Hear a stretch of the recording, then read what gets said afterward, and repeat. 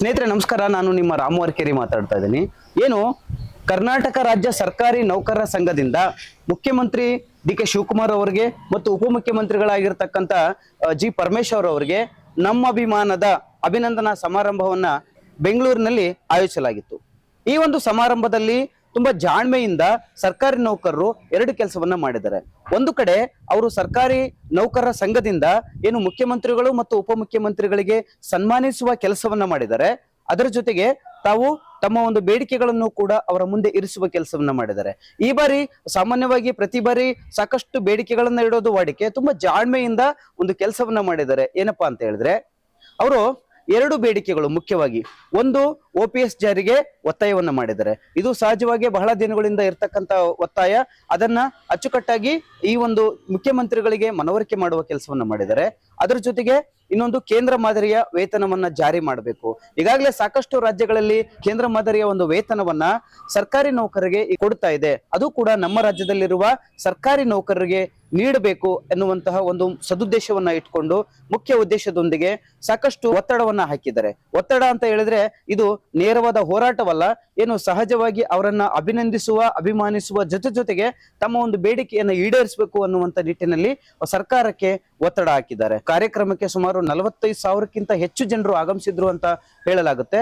ಆ ಒಂದು ಕಾರ್ಯಕ್ರಮದಲ್ಲಿ ಭಾಗವಹಿಸಿದಂತ ಸಂಡೂರು ತಾಲೂಕಿನ ಕರ್ನಾಟಕ ರಾಜ್ಯ ಸರ್ಕಾರಿ ನೌಕರರ ಸಂಘದ ಅಧ್ಯಕ್ಷರಾಗಿದ್ದಂತಹ ಸಿದ್ದಣ್ಣ ಯಾಳ್ವಾರ್ ಅವರು ಕೂಡ ಭಾಗವಹಿಸಿದ್ರು. ಸುಮಾರು ಅವರ ಒಂದು ಪದಾಧಿಕಾರಿಗಳ ತಂಡದೊಂದಿಗೆ ಅವರು ಕೂಡ ಭಾಗವಹಿಸಿದ್ರು. ಸಿದ್ದಣ್ಣ ಯಾಳ್ವಾರ್ ಅವರೇ ಹೇಳ್ತಾರೆ, ಸೊ ಈಗ ಏನೆಲ್ಲ ಒಂದು ಬೇಡಿಕೆಗಳಿತ್ತು, ಯಾವ ಕಾರಣಕ್ಕಾಗಿ ಅವರು ಹೋಗಿದ್ರು, ಇನ್ನೂ ಮುಂತಾದ ವಿಚಾರಗಳ ಬಗ್ಗೆ ಅವರೇ ಮಾತಾಡ್ತಾರೆ.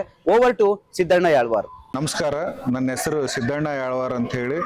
ನಾನು ಕರ್ನಾಟಕ ರಾಜ್ಯ ಸರ್ಕಾರಿ ನೌಕರ ಸಂಘ ತಾಲೂಕು ಶಾಖೆಯ ಅಧ್ಯಕ್ಷನಾಗಿ ಸುಮಾರು 2 ವರ್ಷಗಳಿಂದ ಕೆಲಸವನ್ನು ನಿರ್ವಹಿಸ್ತಾ ಇದ್ದೇನೆ.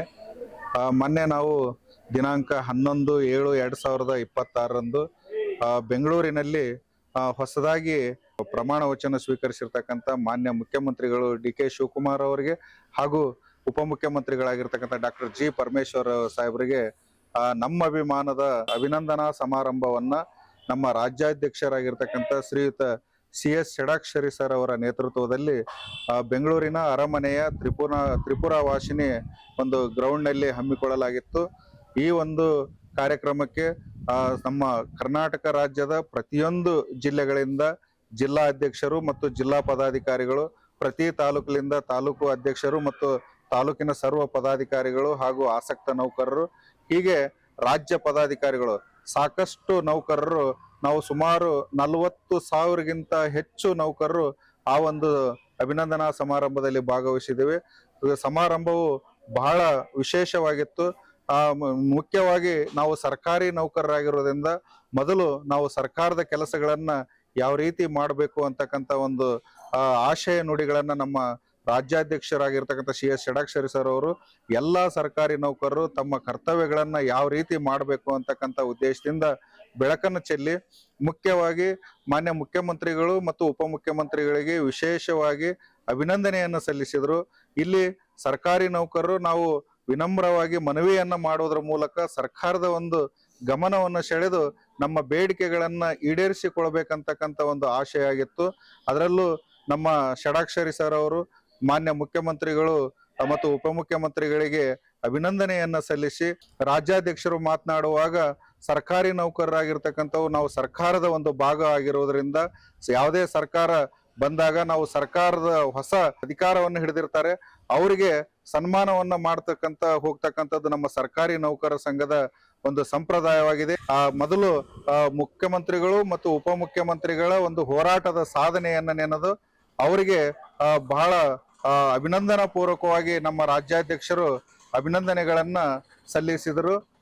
ಅಭಿನಂದನೆ ಸಲ್ಲಿಸಿ ಪ್ರಾಸ್ತಾವಿಕವಾಗಿ ಮಾತನಾಡಿರ್ತಕ್ಕಂಥ ರಾಜ್ಯಾಧ್ಯಕ್ಷರು, ನಾವು ಇಡೀ ಭಾರತ ದೇಶದಲ್ಲಿ ಕರ್ನಾಟಕ ರಾಜ್ಯ ಇವತ್ತು GST ಸಂಗ್ರಹದಲ್ಲಿ ಆಗಿರ್ಬೋದು, ಆನಂತರ ವಿವಿಧ ಒಂದು ಕಾರ್ಯಕ್ರಮಗಳಲ್ಲಿ ನಾವು ಪ್ರಥಮ ಸ್ಥಾನವನ್ನು ಪಡೆದು ಕರ್ನಾಟಕ ಒಂದು ಮಾದರಿ ರಾಜ್ಯವಾಗಿ ಹೊರಹೊಮ್ಮಲಿಕ್ಕೆ ನಮ್ಮ ಸರ್ಕಾರಿ ನೌಕರರ ಕೊಡುಗೆ ಬಹಳ ಅಮೂಲ್ಯವಾಗಿದೆ ಅಂತಕ್ಕಂಥ ಮಾತನ್ನು ಹೇಳ್ತಾ, ನಾವು ಯಾವಾಗಲೂ ಸರ್ಕಾರದ ಕೆಲಸಗಳನ್ನ ಬಹಳ ವಿನಮ್ರವಾಗಿ, ಎಷ್ಟೇ ಒತ್ತಡಗಳಿದ್ರು ಕೂಡ, ಸುಮಾರು 2 ಲಕ್ಷಕ್ಕಿಂತ ಹೆಚ್ಚು ನೌಕರರು ಖಾಲಿ ಹುದ್ದೆಗಳಿದ್ರು ಕೂಡ ನಾವು ಹೆಚ್ಚಿನ ಒತ್ತಡದಿಂದ ಕೆಲಸವನ್ನು ಮಾಡ್ಕೊಂಡು ಬರ್ತಾ ಇದ್ದೇವೆ.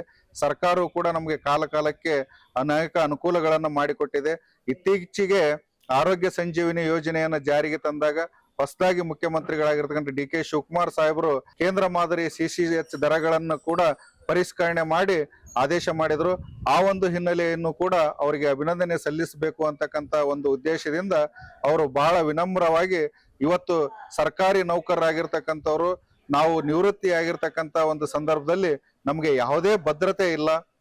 ಆ ಭದ್ರತೆ ಸರ್ಕಾರ ನಮ್ಗೆ ಕೊಡ್ಬೇಕಾಗಿರ್ತಕ್ಕಂಥ ಒಂದು ನಿಟ್ಟಿನಲ್ಲಿ ಸರ್ಕಾರ ನಮ್ಮ ಜೊತೆ ಇದ್ರೆ ನಾವು ಕೂಡ ಸರ್ಕಾರದೊಂದಿಗೆ ಕೈ ಜೋಡಿಸಿ ಒಳ್ಳೆಯ ಕೆಲಸವನ್ನು ಮಾಡಿಕೊಡ್ತೇವೆ ಅಂತಕ್ಕಂಥ ಮುಖ್ಯಮಂತ್ರಿಗಳಿಗೆ ಆಶ್ವಾಸನೆಯನ್ನು ನೀಡ್ತಾ ನಾವು ಮುಖ್ಯವಾಗಿ ಇವತ್ತು ಸುಮಾರು ನಮ್ಮ ರಾಜ್ಯದಲ್ಲಿ 2 ಲಕ್ಷಕ್ಕಿಂತ ಹೆಚ್ಚು NPS ನೌಕರರಿದ್ದಾರೆ.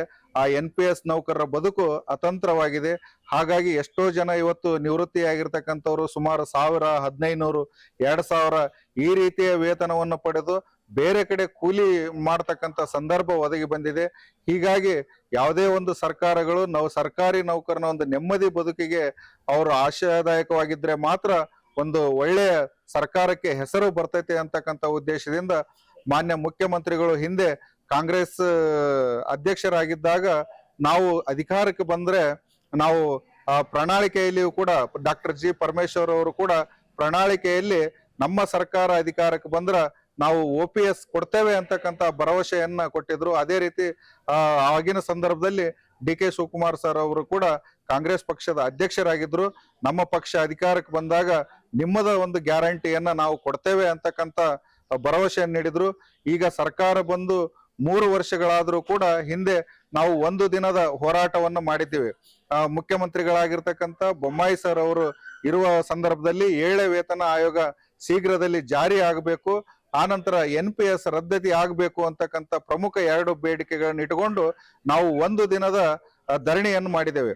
ಆಗಿನ ಸಂದರ್ಭದಲ್ಲಿ ಮುಖ್ಯಮಂತ್ರಿಗಳಾಗಿರ್ತಕ್ಕಂಥ ಶ್ರೀಯುತ ಬೊಮ್ಮಾಯಿ ಸಾಹೇಬರು ಸುಮಾರು 12 ಗಂಟೆ ಅಷ್ಟೊತ್ತಿಗೆ CS ಷಡಾಕ್ಷರಿ ಸಾಹೇಬ್ರನ್ನ ಒಂದು ಕರೆಸ್ಕೊಂಡು ನಾವು ನಿಮಗೆ 7ನೇ ವೇತನವನ್ನ ರಚಿಸಿದ್ದೇವೆ, ನಿಮ್ಗೆ ಈಗಾಗಲೇ ಅಲ್ಲಿವರೆಗೂ ಜಾರಿ ಆಗುವವರೆಗೂ 17% ಐಆರ್ ಅನ್ನು ಕೊಡ್ತೇವೆ, ಆನಂತರ ಒಂದು ಅಂಜುಮ್ ಪರ್ವೇಜರ್ ಅವರ ನೇತೃತ್ವದಲ್ಲಿ NPS ಒಂದು ಅಧ್ಯಯನ ಮಾಡ್ಲಿಕ್ಕೆ ಒಂದು ಕಮಿಟಿಯನ್ನ ರಚನೆ ಮಾಡ್ತೇವೆ ಅಂತಂದಾಗ ನಾವು ಅವತ್ತಿನ ಒಂದು ಹೋರಾಟವನ್ನ ಸಾಂಕೇತಿಕವಾಗಿ ಹಿಂಪಡೆದು ಮುಂದೆ ಬದಲಾದ ಸನ್ನಿವೇಶದಲ್ಲಿ ಮಾನ್ಯ ಮುಖ್ಯಮಂತ್ರಿಗಳಾಗಿ ಶ್ರೀಯುತ ಸಿದ್ದರಾಮಯ್ಯ ಸರ್ ಅವರು ಆಯ್ಕೆಯಾದರು. ಅವತ್ತಿನ ಸಂದರ್ಭದಲ್ಲಿಯೂ ಕೂಡ ಮಾನ್ಯ ಮುಖ್ಯಮಂತ್ರಿಗಳಾಗಿರ್ತಕ್ಕಂಥ ಸಿದ್ದರಾಮಯ್ಯ ಸಾಹೇಬರನ್ನು ಭೇಟಿಯಾಗಿ ನಾವು ಈ ಒಂದು ಬೆಳಕನ್ನ ಈ ಸಮಸ್ಯೆಯ ಬಗ್ಗೆ ಬೆಳಕನ್ನು ಚೆಲ್ಲಿದ್ದೇವೆ. ನಂತರ ನಾವು ಒಂದು ನಿರ್ದೇಶಕರ ಸಭೆಯನ್ನ ಬೆಂಗಳೂರಿನಲ್ಲಿ ಆಯೋಜಿಸಿ ಅವತ್ತು ಮುಖ್ಯಮಂತ್ರಿಗಳನ್ನ ಆ ಒಂದು ಸಮಾರಂಭಕ್ಕೆ ಕರೆದು ಮಾನ್ಯ ಮುಖ್ಯಮಂತ್ರಿಗಳನ್ನ ಅವತ್ತೂ ಕೂಡ ಸುಮಾರು 1 ಲಕ್ಷ ನೌಕರರ ಸಮ್ಮುಖದಲ್ಲಿ ಮಾನ್ಯ ಮುಖ್ಯಮಂತ್ರಿಗಳಾಗಿರ್ತಕ್ಕಂಥ ಸಿದ್ದರಾಮಯ್ಯ ಸರ್ ಅವರನ್ನ ಅಭಿನಂದಿಸಿ ನಾವು ಅವತ್ತೂ ಕೂಡ 7ನೇ ವೇತನವನ್ನ ಜಾರಿ ಮಾಡಲೇಬೇಕು ಅಂತಕ್ಕಂಥ ಒಂದು ಸಂದರ್ಭದಲ್ಲಿ ಮಾನ್ಯ ಮುಖ್ಯಮಂತ್ರಿಗಳು ಅವತ್ತೇ ನಮಗೆ ಭರವಸೆಯನ್ನ ನೀಡಿ ಸುಮಾರು ಅದಾದ 1 ತಿಂಗಳಿನಲ್ಲಿ ಬಜೆಟ್ನಲ್ಲಿ ನಮಗೆ 7ನೇ ವೇತನ ಆಯೋಗವನ್ನ ಘೋಷಿಸಿ ಸುಮಾರು 27.50% ವೇತನವನ್ನು ಫಿಟ್ಮೆಂಟ್ ಮಾಡಿದ್ರು. ಅವಾಗಲೂ ನಮ್ಮದು ಬೇಡಿಕೆ ಇನ್ನೊಂದು ನಿರಾಶೆ ಆಯ್ತು, ಅದೇ NPS ಅನ್ನ ರದ್ದು ಮಾಡದೇ ಇರತಕ್ಕಂಥದ್ದು. ಈ ಒಂದು ಸಂದರ್ಭದಲ್ಲಿ ಸರ್ಕಾರ ನಾವು ಪಂಚ ಗ್ಯಾರಂಟಿಗಳನ್ನ ಜನರಿಗೆ ಕೊಟ್ಟಿದ್ದೇವೆ, ಈ ಒಂದು ಸಂದರ್ಭದಲ್ಲಿ ನಮ್ಗೆ ಕಾಲಾವಕಾಶ ಬೇಕು, ಅದನ್ನ ನಿಮಗೆ ಹಂತ ಹಂತವಾಗಿ ಈಡೇರಿಸ್ತೇನೆ ಅಂತಕ್ಕಂಥ ಭರವಸೆಯನ್ನ ನೀಡಿದ್ರು. ಮುಂದೆ ಈಗ ಸರ್ಕಾರ 5 ಗ್ಯಾರಂಟಿಗಳನ್ನ ಈ ಒಂದು ರಾಜ್ಯಕ್ಕೆ ಯಶಸ್ವಿಯಾಗಿ ಮಾಡಿದೆ. ಆ 5 ಗ್ಯಾರಂಟಿಗಳನ್ನ ಯಶಸ್ವಿಯಾಗಿ ಮಾಡ್ಬೇಕಾದ್ರೆ ಸರ್ಕಾರ ಎಷ್ಟು ಪ್ರಾಮುಖ್ಯತೆ ಐತೆ, ಅದರಲ್ಲಿ ನಾವು ಕಾರ್ಯಾಂಗದ ವ್ಯವಸ್ಥೆಯಲ್ಲಿರ್ತಕ್ಕಂಥ ನಾವೆಲ್ಲ ಅಧಿಕಾರಿಗಳು ಮತ್ತೆ ನೌಕರರ ವರ್ಗದವರು ತಳಹಂತದಿಂದ ಎಲ್ಲ ಅಧಿಕಾರಿ ವರ್ಗದವರು ಬಹಳ ಯಶಸ್ವಿಯಾಗಿ ಕೆಲಸವನ್ನು ಮಾಡಿದ ಸಲಂದ ಇವತ್ತು 5 ಗ್ಯಾರಂಟಿಗಳ ಅನುಷ್ಠಾನಗೊಂಡು ಇವತ್ತು 14 ರಾಜ್ಯಗಳು ಕರ್ನಾಟಕ ಮಾದರಿಯನ್ನು ಅನುಸರಿಸ್ತಿರ್ತೇವೆ ಅಂತಂದ್ರ ಅದರಲ್ಲಿ ಸುಮಾರು 90ಕ್ಕಿಂತ ಹೆಚ್ಚು ಪಾಲು ಯಶಸ್ಸು ಸರ್ಕಾರಿ ನೌಕರದಾಗಿದೆ. ಹಾಗಾಗಿ ಸರ್ಕಾರಿ ನೌಕರರು ತಾವು ಏನು ಅನುಷ್ಠಾನಕ್ಕೆ ತಂದ ಯೋಜನೆಗಳನ್ನು ಕೊಡ್ತಾ ಇದ್ದೀರಿ, ಆ ಯೋಜನೆಗಳನ್ನು ನಾವೆಲ್ಲ ಯಶಸ್ವಿಯಾಗಿ ಮಾಡ್ತಾ ಇದ್ದೇವೆ. ಆದ್ರೆ ನಮಗೆ ಇವತ್ತು ಸರ್ಕಾರಿ ನೌಕರರು ಕೂಡ ನಾವು 2 ಗ್ಯಾರಂಟಿ ನಾವು ಸುಮಾರು ಆ ಗ್ಯಾರಂಟಿಗಳಲ್ಲಿ ನಾವು ಪಾಲುದಾರರಾಗಿದ್ದೇವೆ. ಆದ್ರೆ ಮಾನ್ಯ ಮುಖ್ಯಮಂತ್ರಿಗಳೇ, ನಮ್ಮ ಎಲ್ಲಾ ನೌಕರರು ಏನು ಗ್ಯಾರಂಟಿಗಳನ್ನು ತೆಗೆದುಕೊಳ್ತಾರೆ ಆ ಎಲ್ಲಾ ಗ್ಯಾರಂಟಿಗಳನ್ನ ನಾವು ಮುಕ್ತ ಮನಸ್ಸಿನಿಂದ ವಾಪಸ್ ಕೊಡ್ತೇವೆ. ನಮ್ಗೆ ಕೇವಲ 2 ಗ್ಯಾರಂಟಿಗಳನ್ನ ನೀವು ಈಡೇರಿಸಬೇಕು ಅಂತಕ್ಕಂಥ ಮನವಿಯನ್ನ ಕೇಳಿದಾಗ ಪ್ರಮುಖವಾಗಿ 2,20,000ಗಿಂತ ಹೆಚ್ಚು ನೌಕರರಿಗೆ ಅವರ ಜೀವನದ ಭದ್ರತೆ ಸಿಗಬೇಕು, ಅವರ ಸಂಧ್ಯಾಕಾಲದ ಬದುಕು ಸುಖಮಯವಾಗಿರ್ಬೇಕು, ನೆಮ್ಮದಿಯಾಗಿರ್ಬೇಕು. ಹಾಗಾದಾಗ ಮಾತ್ರ ನೌಕರಿಗೆ ಒಂದು ಒಳಿತನ್ ಮಾಡ್ದಂಗಾಗುತ್ತೆ. ಹಿಂದೆ ಸಿದ್ದರಾಮಯ್ಯ ಅವರು ನೌಕರಿಗೆ ಸಾಕಷ್ಟು 6ನೇ ವೇತನವನ್ನ ಮಾಡಿ 7ನೇ ವೇತನವನ್ನ ಮಾಡಿ ಅವರು ಜನರ ಹೃದಯದಲ್ಲಿದ್ದಾರೆ. ಅದೇ ರೀತಿ ಯಡಿಯೂರಪ್ಪನವರು ಕೂಡ ಸರ್ಕಾರಿ ನೌಕರಿಗೆ ಅನೇಕ ಕೆಲಸಗಳನ್ನ ಮಾಡಿ ನೌಕರರ ಮನಸ್ಸಿನಲ್ಲಿದ್ದಾರೆ. ಈಗ 3ನೇ ವ್ಯಕ್ತಿಯಾಗಿ ನೀವು ಒಂದು ನಮ್ಮ ನೌಕರರಿಗೆ ಕೆಲಸವನ್ನು ಮಾಡಿದ್ ಕೊಟ್ಟಿದ್ದೆ. ಆದ್ರೆ ಹಿಂದೆ ಒಂದೊಂದು ಮಾತನ್ನ ನಮ್ಮ ರಾಜ್ಯಾಧ್ಯಕ್ಷರು ನೆನೆಸ್ಕೊಂಡ್ರ ಆ ಸಂದರ್ಭದಲ್ಲಿ ಹಿಂದೆ 1 ಲಕ್ಷ ನೌಕರನ ಗ್ರಾಮೀಣ ಕೃಪಾಂಕದಡಿ ಗೋವಿಂದೇಗೌಡರು ಅವ್ರನ್ನ ನೇಮಕ ಮಾಡಿಕೊಂಡಾಗ ಇವತ್ತಿನವರೆಗೂ ಕೂಡ ಗೋವಿಂದೇಗೌಡರ ಫೋಟೋವನ್ನ ಅವರ ಮನೆಯಲ್ಲಿ ಹಾಕೊಂಡು ಪೂಜೆ ಮಾಡ್ತಾ ಇದೀವಿ. ಅದೇ ರೀತಿ ನೀವೇನಾದ್ರೂ ಇವತ್ತು ನಮ್ಮ ಬೇಡಿಕೆಯನ್ನ ಈಡೇರಿಸದೇ ಆಗಿರ್ತಕ್ಕಂಥ ಸಂದರ್ಭದಲ್ಲಿ ಸುಮಾರು 5 ಲಕ್ಷ ನೌಕರರು ಇದೇ ಅರಮನೆಯಲ್ಲಿ ನಾವು ಮತ್ತೆ ಸೇರಿ ನಿಮ್ಗೆ ಅಭಿನಂದನೆಯನ್ನು ಸಲ್ಲಿಸಿ ನಿಮ್ಮ ಒಂದು ಫೋಟೋವನ್ನ ನಮ್ಮ ಮನೆಯಲ್ಲಿ ಹಾಕೊಂಡು ನಮ್ಮ ಉಸಿರಿರುವವರೆಗೂ ನಿಮ್ಮ ಪೂಜಿಸ್ತೇವೆ ಅಂತಕ್ಕಂಥ ಮಾರ್ಮಿಕವಾಗಿ ಮುಖ್ಯಮಂತ್ರಿಗಳು ಮತ್ತು ಉಪಮುಖ್ಯಮಂತ್ರಿಗಳನ್ನ ಗಮನ ಸೆಳೆದರು. ಅದಾದ ನಂತರ ಇವತ್ತು ಇಡೀ ಕೇಂದ್ರ ಮಾದರಿ ವೇತನವನ್ನ 22 ರಾಜ್ಯಗಳು ಪಡಿತಾ ಇದ್ದಾವೆ. ಆದ್ರೆ ಇಡೀ ದೇಶದಲ್ಲಿ ನಾವು ಪ್ರತಿಯೊಂದು GST ಸಂಗ್ರಹ ಇರ್ಬೋದು, ಇನ್ನೊಂದು ಕೆಲಸ ಕಾರ್ಯಗಳಿರ್ಬೋದು, ಎಲ್ಲಾ ಇದರಲ್ಲಿ ನಾವು ಮುಂಚೂಣಿಯಲ್ಲಿದ್ದು 2ನೇ ಸ್ಥಾನದಲ್ಲಿಯೂ ಕೂಡ ಕೆಲಸವನ್ನು ಮಾಡ್ಬೇಕಾದ್ರೆ ನಮ್ಮ ನೌಕರ ಶ್ರಮ ಸಾಕಷ್ಟು ಇದೆ. ಆದ್ರೆ ವೇತನದಲ್ಲಿ ಸುಮಾರು 22 ರಾಜ್ಯಗಳಿಂದ ನಾವು ಕಡಿಮೆ ಪಡಿತಕ್ಕಂಥದ್ದು ವಿಷಾದನೀಯ. ಹಾಗಾಗಿ ಇವತ್ತು ನಮ್ಗೆ ಕೇಂದ್ರ ಮಾದರಿ ವೇತನವನ್ನ ಕೊಡಬೇಕು ಅಂತಕ್ಕಂಥದ್ದು. ಇಲ್ಲಿ ಮುಖ್ಯವಾಗಿ 2 ಗ್ಯಾರಂಟಿಗಳು ಅಂದ್ರೆ NPS ಅನ್ನ ರದ್ದುಪಡಿಸಿ OPS ಅನ್ನು ಜಾರಿ ಮಾಡತಕ್ಕಂಥದ್ದು ಮತ್ತು ಕೇಂದ್ರ ಮಾದರಿಯ ವೇತನವನ್ನ, ಇವೆರಡು ನಮಗೆ ಪ್ರಮುಖ ಬೇಡಿಕೆಗಳನ್ನ ಈಡೇರಿಸಿದ್ರೆ ಸಾಕು ಅಂತಕ್ಕಂಥ ಮನವಿಯನ್ನ ಬಹಳ ಅಚ್ಚುಕಟ್ಟಾಗಿ ರಾಜ್ಯಾಧ್ಯಕ್ಷರು ಅನೇಕ ವಿಷಯಗಳನ್ನು ಪ್ರಸ್ತಾಪಿಸುತ್ತಾ ಮುಖ್ಯಮಂತ್ರಿಗಳು ಮತ್ತು ಉಪಮುಖ್ಯಮಂತ್ರಿಗಳಿಗೆ ತಮಗೆ ಒತ್ತಾಯವನ್ನು ಮಾಡಿದ್ರು. ಉಪಮುಖ್ಯಮಂತ್ರಿಗಳಾಗಿರ್ತಕ್ಕಂಥ ಡಾಕ್ಟರ್ G. ಪರಮೇಶ್ವರ್ ಸಾಹೇಬರು ನಾವು OPS ಅನ್ನ ಜಾರಿ ಮಾಡೇ ಮಾಡ್ತೇವೆ, ನಮ್ಗೆ ಇನ್ನೂ 2 ವರ್ಷಗಳ ಕಾಲ ಅವಕಾಶ ಇದೆ, ದಯಮಾಡಿ ತಾವೆಲ್ಲರೂ ತಾಳ್ಮೆಯಿಂದ ಇರಬೇಕು, ನಿಮ್ಮ ತಾಳ್ಮೆಯನ್ನ ನಾವು ಪರೀಕ್ಷೆ ಮಾಡಂಗಿಲ್ಲ, ನಾವು ವಿಶ್ವಾಸವಿಡಿ ನಿಮಗೆ ಒಳ್ಳೆಯದನ್ನು ಮಾಡ್ತೇವೆ ಅಂತಕ್ಕಂಥ ಭರವಸೆ ಮಾತುಗಳನ್ನಾಡಿದ್ರು. ಮಾನ್ಯ ಮುಖ್ಯಮಂತ್ರಿಗಳು ಸರ್ಕಾರಿ ನೌಕರು ಮತ್ತು ಸರ್ಕಾರ ಒಂದು ಬಾಂಡ್ ಮಾಡ್ಕೊಂಡ ರೀತಿಯಲ್ಲಿ ನಾವು ಇವತ್ತೇ ಅಗ್ರಿಮೆಂಟ್ ಮಾಡ್ಕೊಂಡು ನಾವು ಮುಂದೆ ಸಂಪುಟ ಸಭೆಯಲ್ಲಿ ಇದನ್ನ ಚರ್ಚೆ ಮಾಡಿ ನಿಮ್ಗೆ ಸೂಕ್ತವಾಗಿ ನೀವೆಲ್ಲ ಕೆಲಸ ಕಾರ್ಯಗಳನ್ನ ಸರಿಯಾಗಿ ಮಾಡ್ಕೊಂಡು ಹೋಗ್ಬೇಕು, ಇಲಾಖೆಯ ಕೆಲಸ ಕಾರ್ಯಗಳನ್ನ ಅಚ್ಚುಕಟ್ಟಾಗಿ ಮಾಡ್ಕೊಂಡು ಹೋಗ್ಬೇಕು.